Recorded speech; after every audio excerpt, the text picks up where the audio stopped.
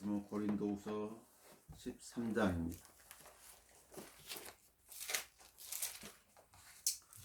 고린도후서 13장 8절 한 절만 보도록 하겠습니다.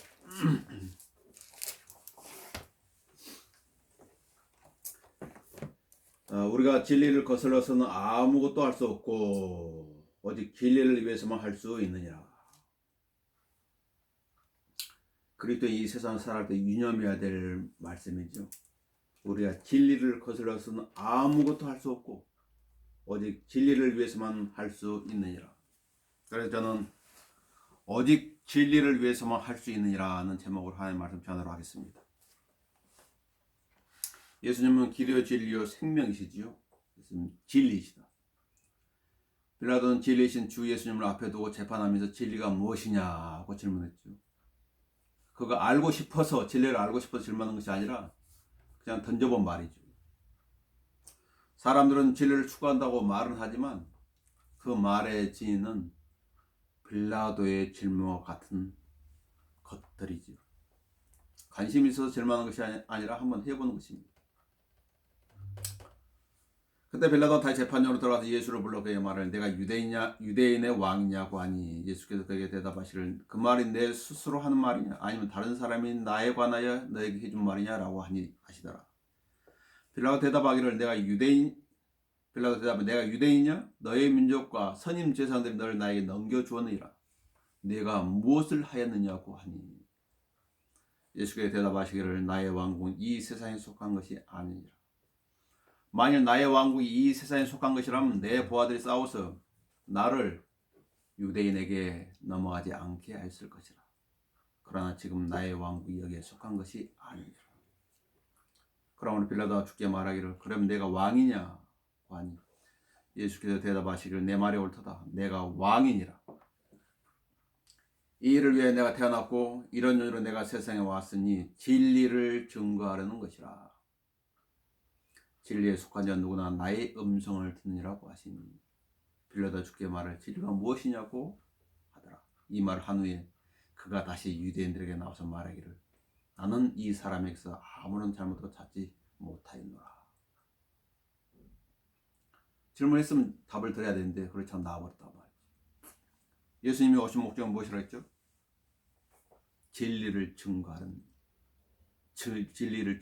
것이라.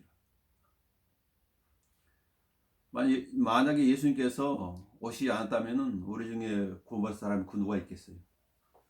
다 죄인으로서 살다가 죄인으로서 끝나는 거죠. 영원히 불타는 지옥은 누구 것이겠어요? 다 우리들 개인들 것이죠. 그 지옥. 주님께서 오심으로써 진리가 무엇인지 알게 해주셨고 또 그 진리를 아는 사람들이 그 진리를 증거하러 가죠. 예수님께서 진리를 증거하러 이 세상 오셨고 그리스도인들 이 세상의 진리를 증거하는, 그래서 예수 그리스도를 전하는 거 아닙니까? 예수 그리스도가 진리이기 때문에.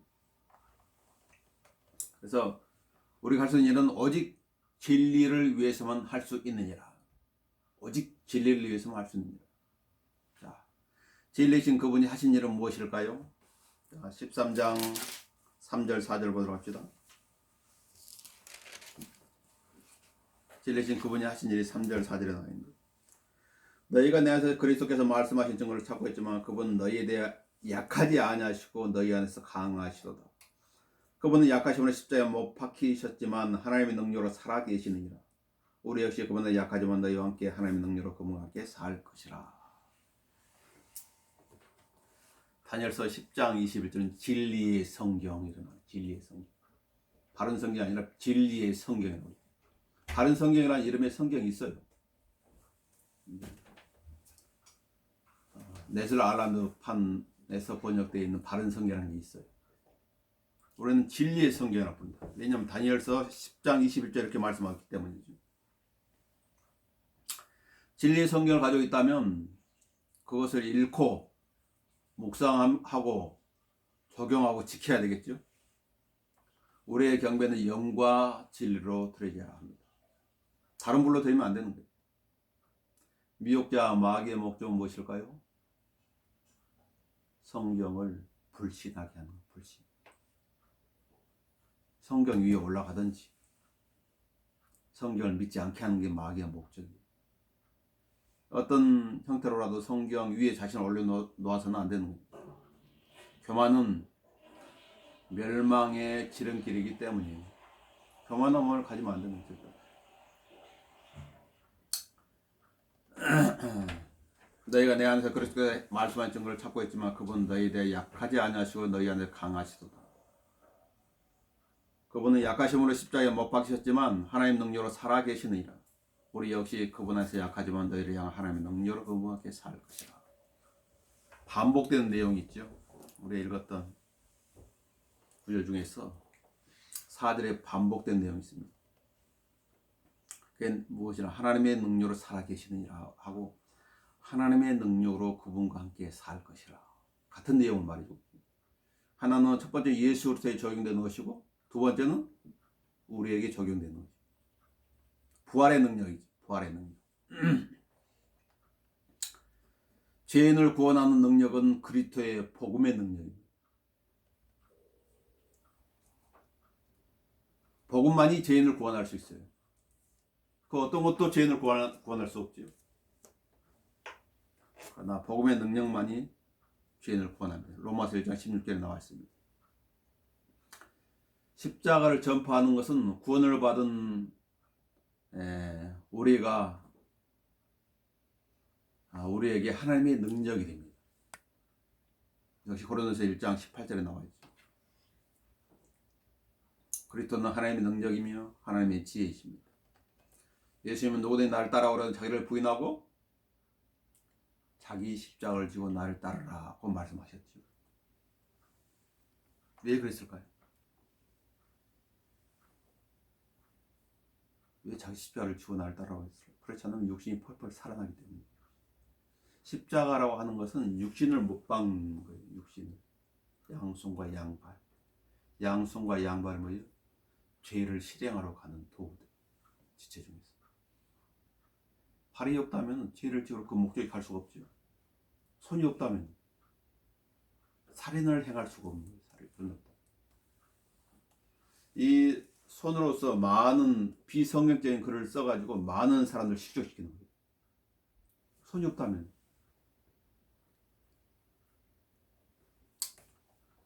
사도 바울은 그리스도인이 몸의 구속을 받기까지 그리스도와 함께 십자가에 못 박혀 있어야 한다고 갈라디아서 2장 20절에 말씀해 주고 있죠. 이 육신의 문제를 처리하기가 예수님께서 오셔서 몸의 구속을 이루기까지는 이 육신은 십자가에 못 박아 놔야 된다. 그렇지 않으면 어떻게 돼요? 육신이 드러나게 되는 것입니다. 육신의 문제를 처리하기 위한 방법이 십자가예요. 육신의 정욕, 안목의 정욕, 생의 자랑, 세상에 속한 것이요. 이것을 세상의 정욕이라고 성경은 부르고 있죠. 결론은 세상도 세상의 정욕도 사라질 것이라는 거예요. 그리스도에 속한 사람들은 그 육신을 욕정과 정욕과 함께 십자가에 못 박아야 돼요. 십자가는 육신을 처리하기 위한 것이고 고상한 것이 아니에요. 육신을 따르는 사람들을 성경은 그들 십자가의 원수들이라고 불러요. 빌립보 3장 18절에서. 사실 육신과 십자가 이게 밀접한 관련이 있는 거예요.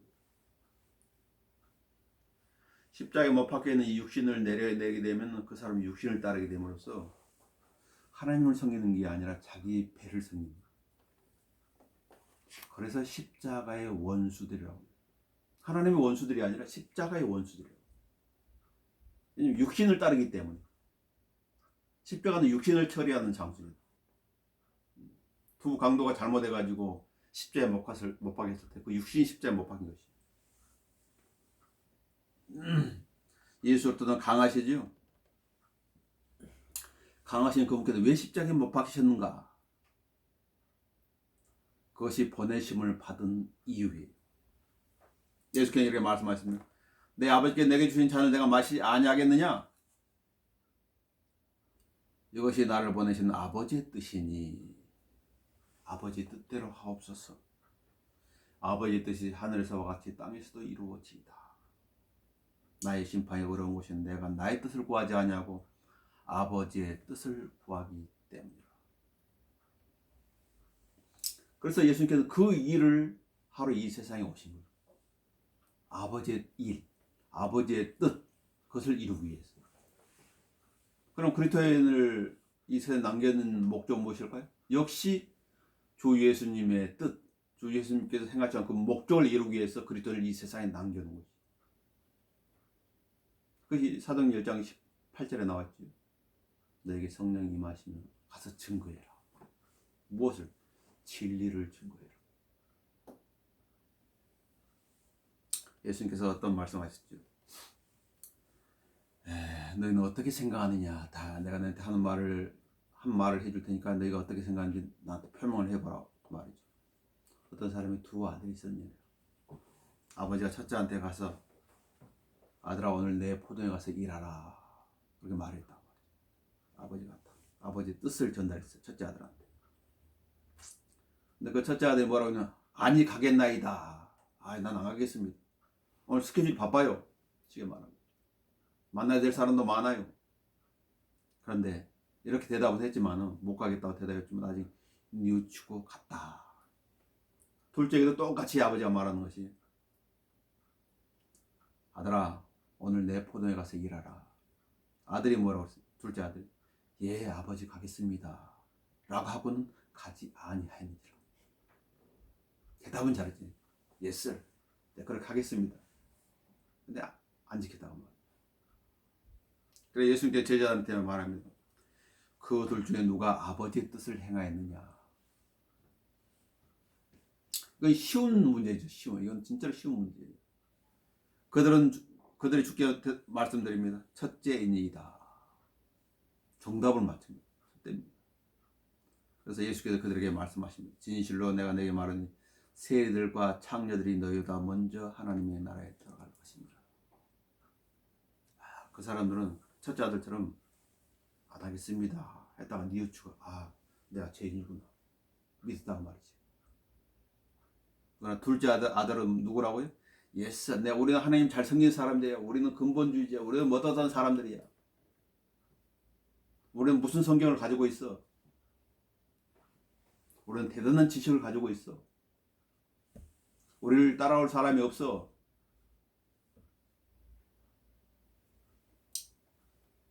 이는 요한이 의의 길로 너에게 왔으나 너희가 그를 믿지 아니하기 때문이라. 그러나 세리들과 창녀들은 그를 믿었느니라. 너희는 보고 나서 뉘우치지 아니하였으며 또 그를 믿지도 아니하였느니라. 이 세상에 둘째 아들이 굉장히 많은 거예요. 둘째 아들. 우리는 주님의 뜻을 따릅니다. 우리는 주님의 말씀에 잘 따르고 있습니다. 그리고 나는 하나님께 성경을 주셨지만 이 성경을 안 믿는 것입니다. 믿는다고 말하지만 성경에 기록된 걸 실행하지도 않는 거예요. 안타까운 일이죠. 주께서 우리의 죄들로 인하여 자신을 주셨으니 이는 하나님 곧 우리 아버지의 뜻에 따라 이 악한 현 세상에서 우리를 구원하시려 합니다. 죄들로부터도 구원해야 되겠죠. 육신으로부터도 구원해야 되겠죠. 비진리로부터도 구원해야 되겠죠. 불순종으로부터도 구원해야 되겠죠. 어리석음으로부터 구원해야 되겠죠. 미혹으로부터 구원해야 되겠죠. 인간에게는 절대적으로 하나님 도움이 필요한 것입니다. 교만하면 하나님 도움을 받을 수가 없어요. 하나님은 겸손한 자한테 은혜를 베푸시는 거예요. 겸손. 인위적인 겸손 말고 그야말로 마음에서 우러나오는 겸손. 그러려면 예수님께 배워야 되겠죠. 마태복음 11장을 보도록 합시다.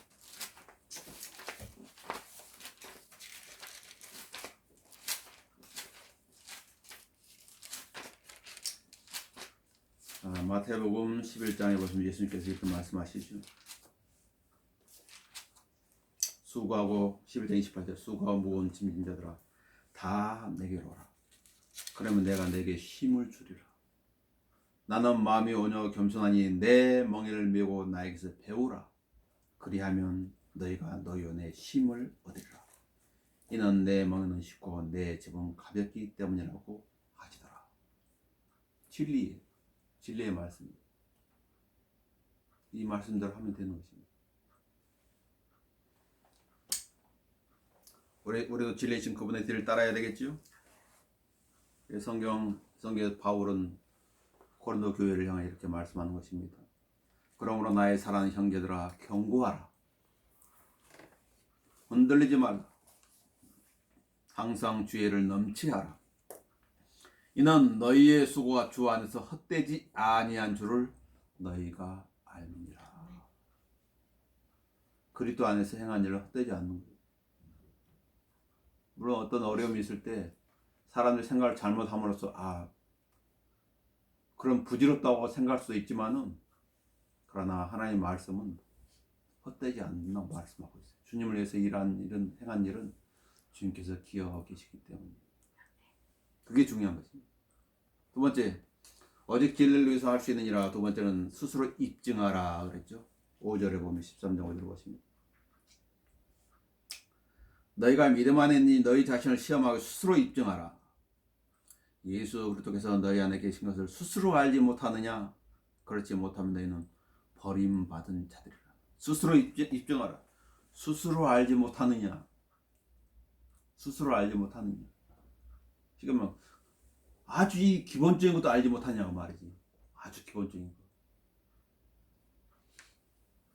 너희가 믿음 안에 있는지, 나는 지금 믿음 안에 있는 것인가? 너희 자신을 시험하고, 믿음의 사람이 이렇게 행동이 되는 것인가? 이런 생각을 해도 되는 것인가? 이런 말을 해도 되는 것인가? 스스로 입증하라고 말이야. 다른 사람한테 입증할 필요 없이 네 스스로 네 자신을 스스로 입증해 봐라 말이야. 입증하라. 무엇을? 믿음 안에 있는지. 믿음 안 하고 믿음 밖은 하늘나라와 지옥 차이. 예수님 믿음의 창시자의 완성자라고 불리죠. 성경적인 믿음을 가지고 있는 것인가? 성경적인 믿음. 세상 그 어떤 것을 믿는 믿음이 아니라 성경을 믿을 수 있는 믿음을 가지고 있는 것입니다. 그 믿음이 없이는 믿음의 선한 싸움을 싸울 수가 없어요. 그냥 우리의 싸움은 보이지 않는 전쟁인데요. 어떻게 성경을 믿지 않는 그 믿음을 가지고 영적 전쟁을 한다고 말할 수 있어요? 100점 100패예요. 하나님의 말씀 나 방패가 되고 또 칼도 되는 거예요. 그래서 어떤 사람들은 그 육신을 가지고 싸우려고 하는 거지. 육신을 가지고. 우리 싸움은 육신적인 것이 아닌데. 고린도후서 펼쳐져 있으니까 봐보세요. 10장 3절 이는 우리가 육신 안에서 행하지만 육신을 따라 싸우지는 아니함이니 우리의 전쟁 무게는 육신적인 것이 아니요 오직 하나님을 통하여 견고한 요새들을 무너뜨리는 능력이라. 영적 싸움이라고. 영적 싸움에서 승리하면 어떻게 해야 돼? 그 다음 구절에 나오지. 여러 가지 구상과 하나님 아는 지식을 거하여 스스로 축켜 세워 모든 높은 것들을 무너뜨리며 모든 생각을 사로잡아서 그리스도께 복종케 하니. 하나님의 말씀에 복종해야 돼. 그렇지 않으면 이길 수가 없어요. 마귀를 대적하려면 먼저 어떻게 해야 돼? 하나님께 순종해야 돼. 그 다음에 마귀를 대적하라. 순서를 거꾸로하면 이길 수가 없죠. 믿음이 없이는 또한 하나님을 기쁘시게 할 수도 없습니다. 믿음으로 행해 하나님을 기쁘시게 할 수 있어요. 믿음이 없이는 구할 수도 없습니다. 기도원이 과연 들어주실까? 그래서 오직 믿음으로 구하고 아무것도 의심하지 말라. 의심하는 자는 바람에 밀려 요동치는 배와 같다.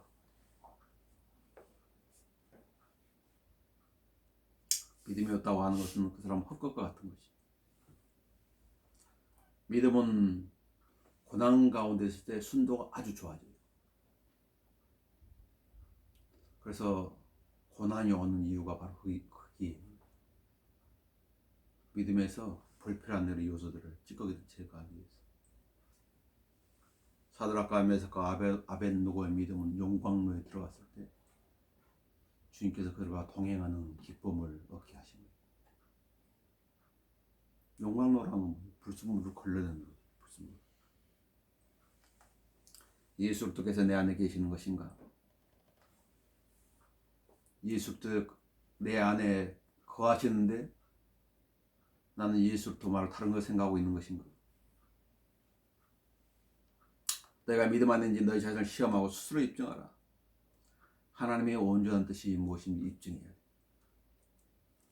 하나님께 나를 향하여 뜻은 무엇일까? 하나님께 나를 향하여 뜻은 무엇일까요? 모든 그리스도인들을 향하신 하나님의 뜻은 로마서 12장 1절에 나와 있습니다. 그러면 형제들아 내가 하나님의 모든 자비하심으로 너희에 권고하니 너희 몸을 하나님께서 기뻐하시는 거룩한 산 제물로 드리라. 이게 모든 그리스도인을 향한 하나님의 뜻이에요. 내가 몸을 드리면 하나님께서 알아서 쓰시겠다는 것이지. 죽여서 드리지 말고 살아서 드리라고. 산 제물. 제물이라고 하는 건 하나님께 드려진 것이고 구약 시대에는 제물을 죽여서 드렸지만 신약 시대는 예수님께 제물로 드려졌기 때문에 우리는 죽일 필요가 없어요. 내 살아있는 이 산처럼 몸을 하나님께 드리는 거예요. 그럼 하나님께서 알아서 쓰실 거예요. 그게 하나님의 뜻이. 이 세상을 일치하지 말라. 세상의 유행과 일치하지 말라. 세상이 가는 방향으로 나아가지 말라. 세상적인 것을 사랑하지 말라. 하나님의 말씀을 통해서 마음을 새롭게 하는 변화를 받으라. 이게 하나님께서 우리에게 향한 뜻이. 그럼 나는 이렇게 하고 있는 건 내가 입증할 수 있죠. 점검해가지고 내가 지금 하나님의 말씀 반대로 하고 있는데 그럼 수정해야 돼. 무엇을 해야 하나님께서 기뻐하실까? 내가 어떻게 하나님이 기뻐하실까? 이렇게 고민한 사람들이 과연 몇이나 있을까? 내가 하는 행동들이 과연 하나님을 기쁘게 할 수 있을 것인가? 오전 성경 공부할 때처럼 다윗이 한 행동이 다윗이 생각했을 때 내가 이렇게 하는 행동들 과연 하나님 기쁘시게 할 수 있을 것인가 생각했더라면은 다윗은 멈추었겠지. 그럼 시편 51편의 그 회개 기도를 더 일찍 했을 거예요. 더 일찍 했을 것이라. 모든 걸 다 종결하고 나서 시편 51편에 기도를 한 것이.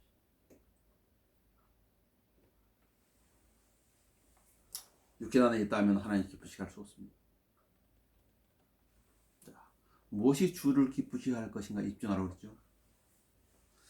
하나님을 기쁘시게 하는 것이고 참으로 하나님을 기쁘시게 하는 것이 있어요. 참으로 하나님을 기쁘시게 하고 싶은 것인가? 그러면 이제 성경 찾아봅시다. 빌립보서 4장 18절. 참으로 하나님을 기쁘시게 하고 싶으면 앞에 그 수식어가 붙었죠.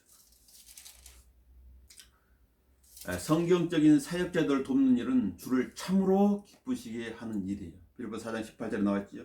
내게는 모든 것이 또 풍부하니라. 나는 너희가 보낸 것을 에파프로디도로부터 받아 풍조하게 되었느니라. 이는 향기로운 냄새요 받으실 만한 희생제요 하나님을 참으로 기쁘시게 하는 것이라. 하나님을 기쁘시게 하되 더 기쁘게 할 수 있단 말이에요. 이것이 참으로. 오늘 두 번째 골로새 참으로 하나님 두 번째 골로새 3장.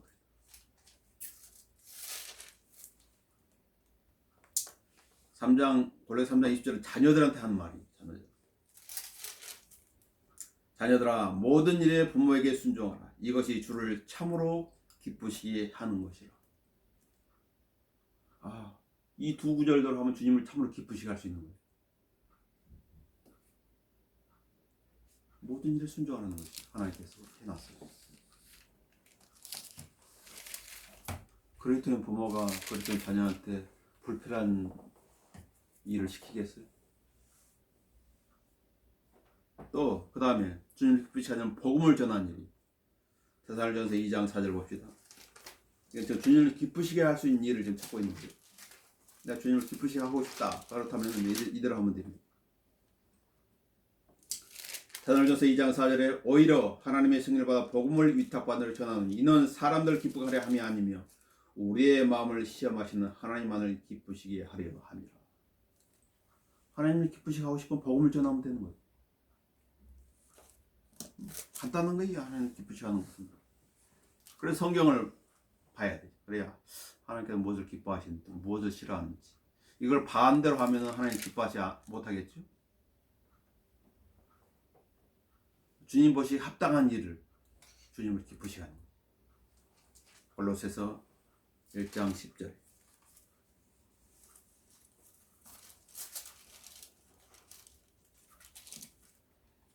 주께 합당히 행함으로 모든 일에 기쁘시게 하고 선한 일마다 열매를 맺고 하나님 아는 지식이 자라나며.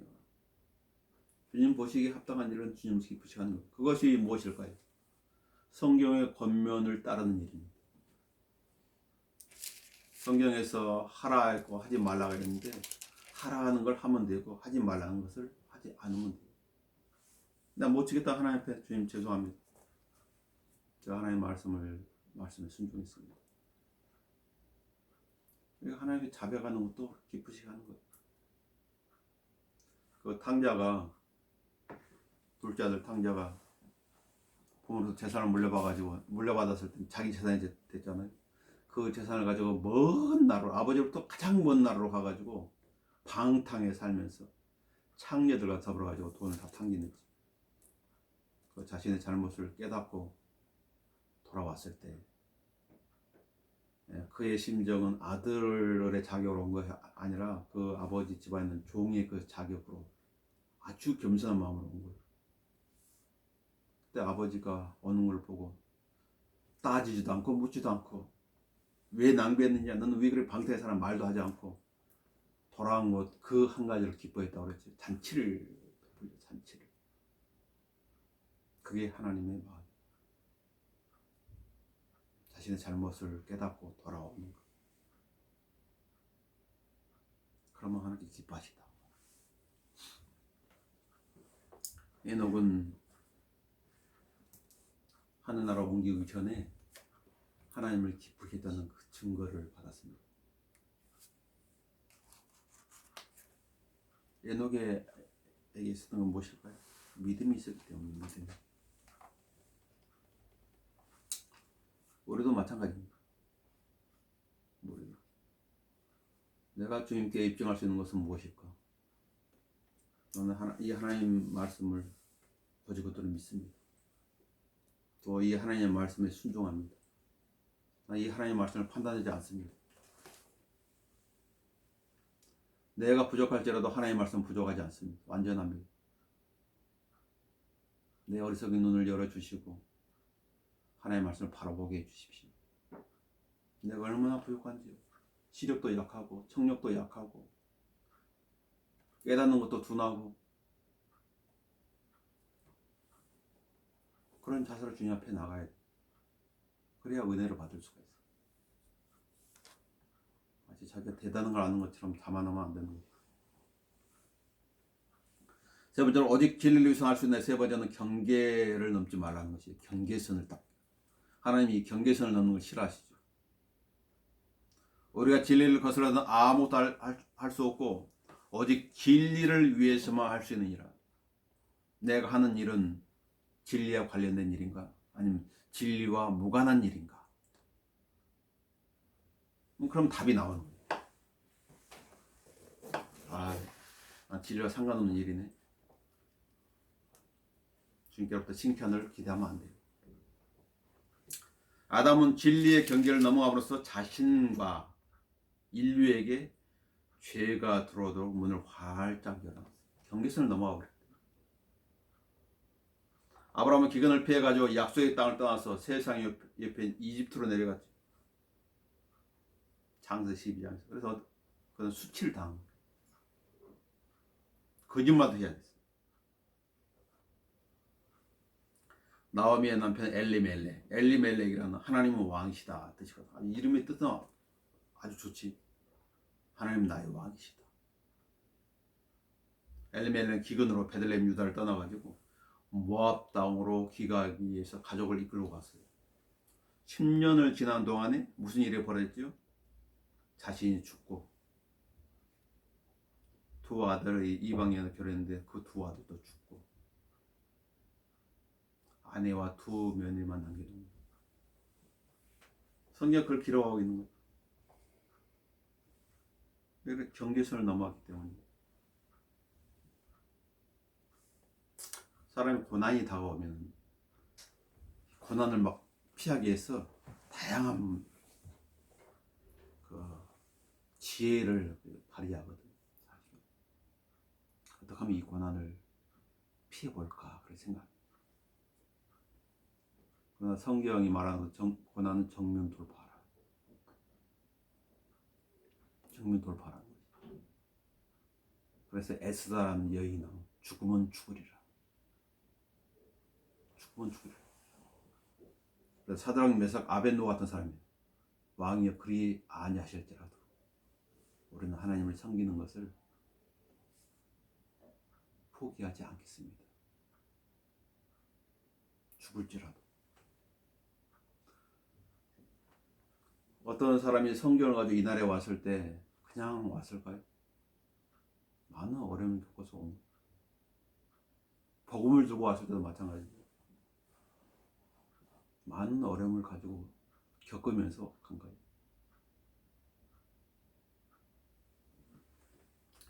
그 고린도서 1장을 보도록 하겠습니다. 고난이 찾아오면은 우리는 잊지 말아야 될 구절이 있던 고린도서 1장 8절, 9절, 10절. 형제들아 아시아에서 우리에게 닥쳤던 고난을 내가 모르를 원치 아니하노니. 고난이라 했다. 1차 선교 여행 때. 이는 우리가 받은 극심한 압박으로 인하여 견딜 힘을 잃어 심지어는 삶의 절망에까지 이른 것이라. 삶의 절망. 삶의 절망이라는 사형선고를 사형수술을 생각하면 돼요. 구치소에서 사형을 확정받고 언제 사형이 집행될지 모르는 그런 사람들의 심정은 똑같아요. 무슨 기쁨이 있겠어? 지금은 법무부장에 딱 사인하면 사형이 집행되는 거죠. 우리나라도 사형수술은 그런 나날을 보내고 있는 거예요. 우리는 우리 자신의 사형을 선고받았으니 이는 우리로 우리 자신을 신뢰하지 아니하고 죽은 자들을 살리신 하나님만을 신뢰하게 하려 함이니라. 고난은 하나님 고난을 주신 목적은 하나님만 신뢰하러 주시는구나. 어떤 내가 의지했던 어떤 사람을 신뢰하는 게 아니라 스승도 신뢰하는 게 아니라 어떤 지혜자를 신뢰하는 게 아니라 하나님만을 신뢰하러 하나님께 고난을 주시는구나. 이 코로나도 마찬가지지. 하나님 바라봐야지. 우리나라 방역만 바라본다고 해결되는 거예요. 성경을 보면 하나님께서는 칼과 기근과 전염병으로 이 세상을 치시는데 자신의 백성들 우상 숭배를 다 하나님께서 치신 방법도 많아요. 칼과 기근과 전염병. 거기다 하나를 추가하면 짐승들을 보내요. 사람들을 또 잡아먹는 거예요.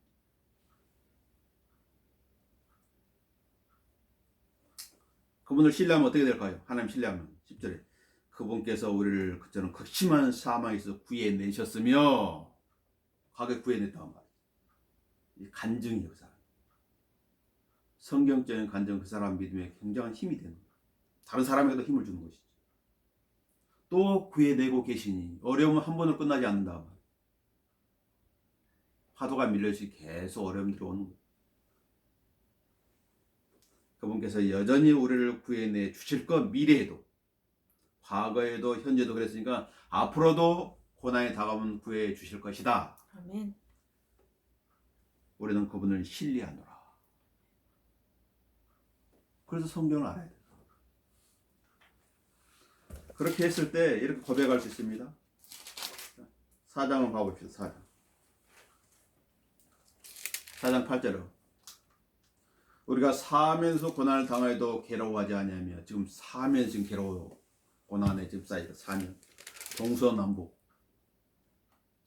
동서남북에서 고난이 다가오는 마치 욥이 욥기 1장에서 당했던 고난처럼 계속해서 고난과 관련된 보고들이 욥한테 도착하는 것이 엄청 괴롭죠. 그런데 뭐라고 해요 성경이? 우리가 사하면서 고난을 당하여 괴로워하지 아니하며 당혹스러운 일을 당하여도 절망하지 아니하며 박해를 받아도 버림받지 아니하며 내 던져도 멸망하지 아니하며 왜 그럴까요? 그 답이 7절에 있습니다. 우리가 이 보물을 질것에 가졌습니다. 이는 그 능력에 탁월하시면 하나님께 있는 것이지 우리에게 있는 것이 아닙니다. 고린도후서 1장과 연결되는 겁니다. 하나님을 신뢰하는 것. 하나님만 보라는 것이지. 아, 고난이 왔어. 아, 하나님 보라는 것이구나. 아, 내가 하나님 쳐다보는 그 눈을 땅으로 내 깔았는가? 아, 주님, 제가 주님 보는 데서 눈을 돌이켰다면 용서해 주십시오. 제 시신에서 주님을 향할 수도 인도해 주십시오. 기도해야 되는 거예요.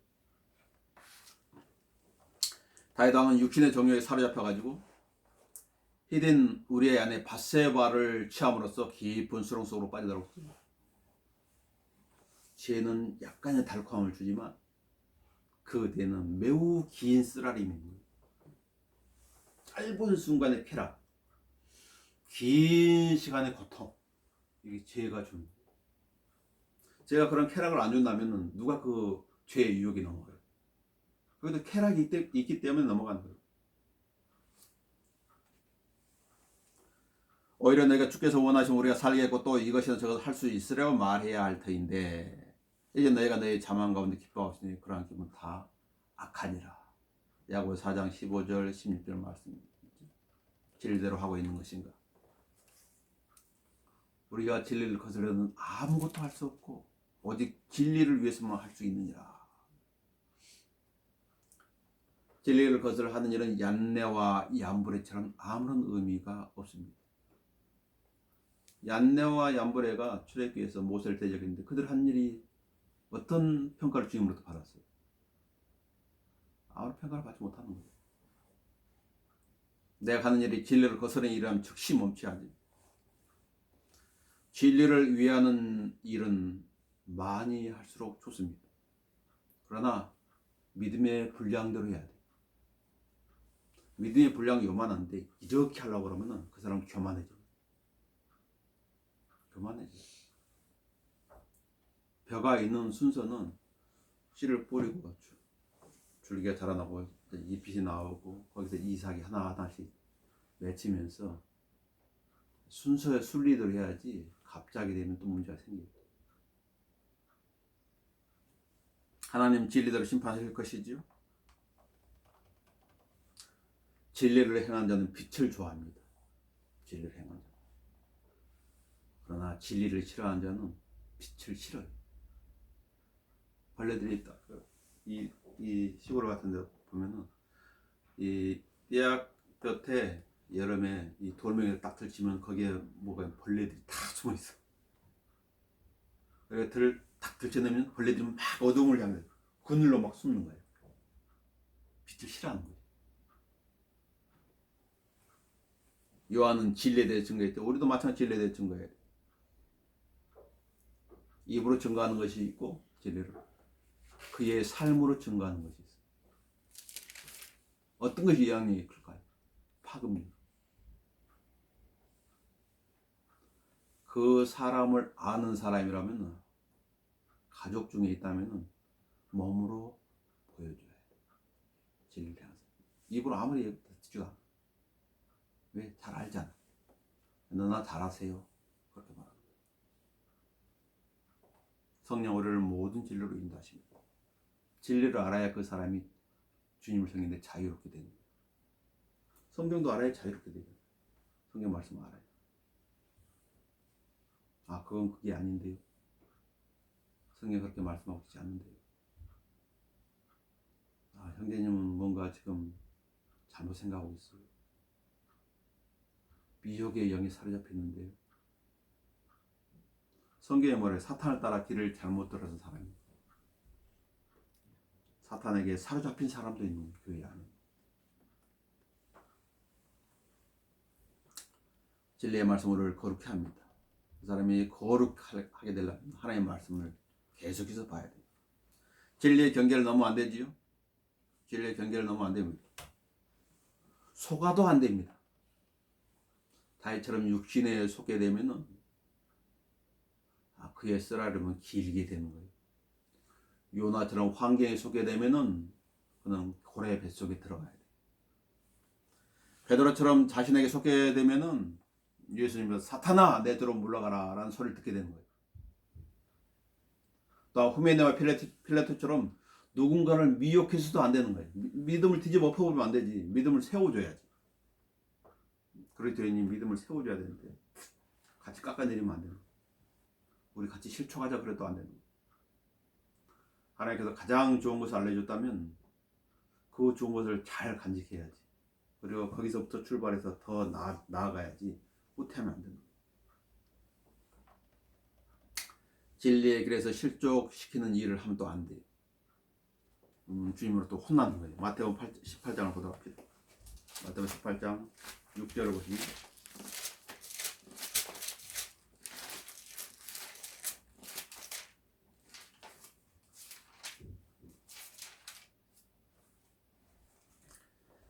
그러나 나를 믿는 이런 어린 아이들 가운데 하나를 실족케 하는 자는 연자맷돌을 그의 목에 걸고 깊은 바다에 빠지는 것이 더 나으니라.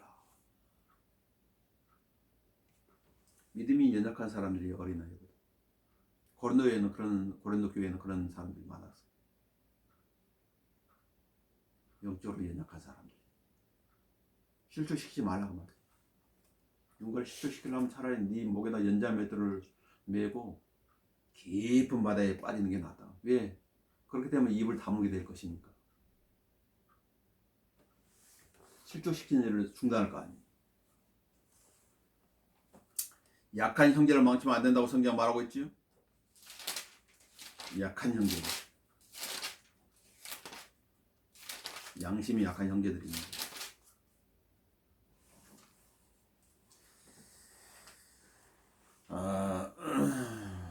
그러면 내 지시로 인하 그의 약한 형제를 망치게 되리니 그를 위하여 그리스도께서 죽으셨느니라. 그러므로 너희가 형제들을 그렇게 죄를 짓고 또 그들의 약한 양심에 상처를 주는 것이 곧 그리스도께 죄를 짓는 것이니라. 고린도서 8장 11절 12절. 이런 사람들이 많은 거예요. 근데 알지를 못해요. 안타깝게도. 자신이 약한 형제의 양심에 상처를 주는 것이 곧 그리스도께 죄를 짓는 것이다.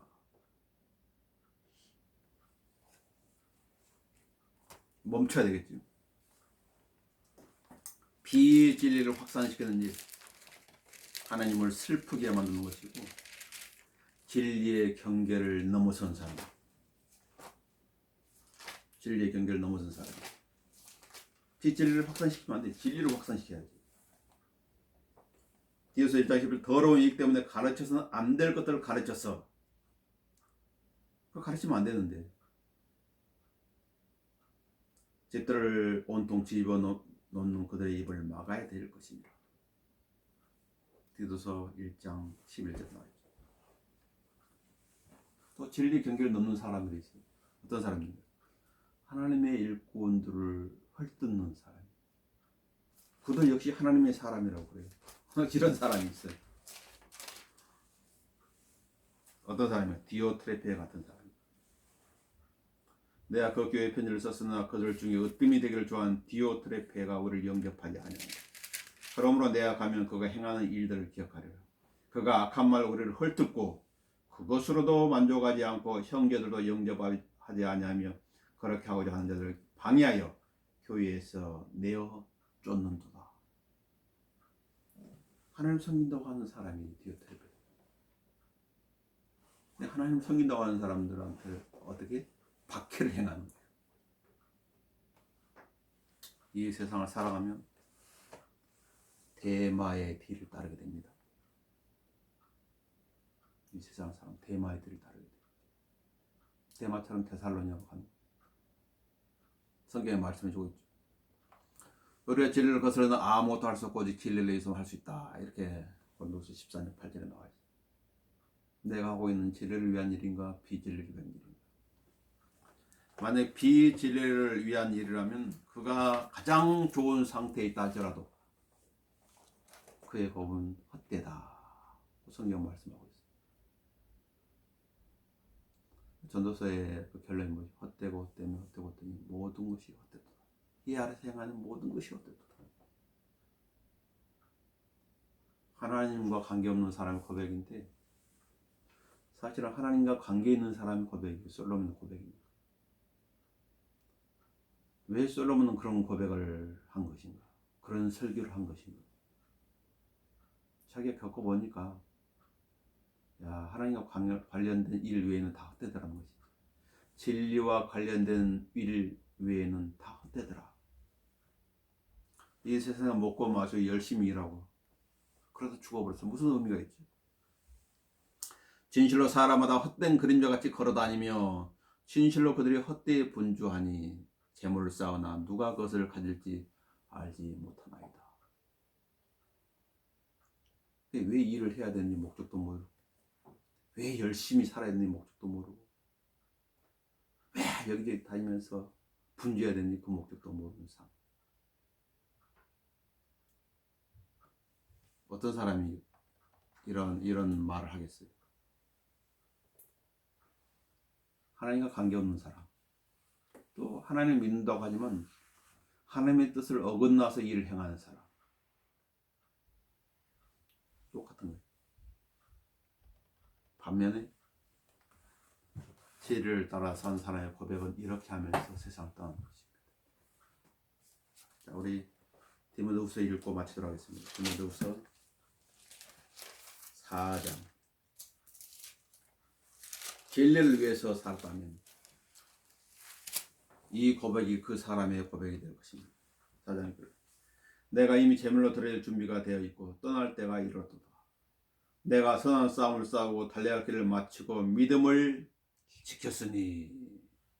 여기까지 이제 내가 할 일이, 성경적으로 할 일이. 이후로는 이건 주님께서 해 주실 일이. 이후로는 나를 위하여 의의 멸류관이 마련되어 있어 의로운 재판하신 주께서 그날의 것을 내게 주실 것이며 또 나뿐만 아니라 그의 나타나심을 삼하는 모든 사람에게도 주실 것이라. 우리가 진리를 거스려도 아무것도 할 수 없고 오직 진리를 위해서만 할 수 있느니라. 성경적인 경계선. 이 경계선을 유념하고 잘 지킨다면 그가 이 세상을 떠날 때 사도 바울처럼 내가 선한 싸움을 싸우고 달려야 할 길을 마치고 믿음을 지켰으니 이후로는 나를 위하여. 주님께서 이것을 얘기하고 있습니다. 하면서 가게 될 것입니다. 기도하겠습니다. 주님 은혜를 감사합니다. 우리가 가지고 있는 진리가 무엇인지 또 그 진리를 가진 사람이 어떻게 행해야 되는지를 살펴보았습니다. 우리의 삶에 진리의 말씀과 어긋나는 것이 있다면 다 바로잡게 해주시고 저들의 삶을 진리의 말씀에 투영하여서 진리를 따라 살아가는 삶이 될 수 있도록 인도해 주십시오. 주 예수의 이름으로 기도합니다. 아멘.